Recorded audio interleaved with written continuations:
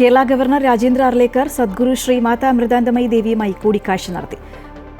മാതാ അമൃതാനന്ദമയി മഠത്തിലെത്തിയ ഗവർണറെ മഠം vice chairman സ്വാമി അമൃതസ്വരൂപാനന്ദപുരിയുടെ നേതൃത്വത്തിൽ പൊന്നാട അണിയിച്ച് സ്വീകരിച്ചു. 2 മണിക്കൂറോളം അമ്മയുമായി സംവദിച്ച ഗവർണർ ആശ്രമവും പരിസരവും സന്ദർശിച്ചു. അമ്മയെയും അമ്മയുടെ ആശ്രമവും നേരിൽ കാണാനും അമ്മയുടെ സേവന പ്രവർത്തനങ്ങളെക്കുറിച്ച് കൂടുതൽ അറിയാനും കഴിഞ്ഞതിൽ അതീവ സന്തുഷ്ടനാണ് എന്ന് ഗവർണർ പ്രതികരിച്ചു.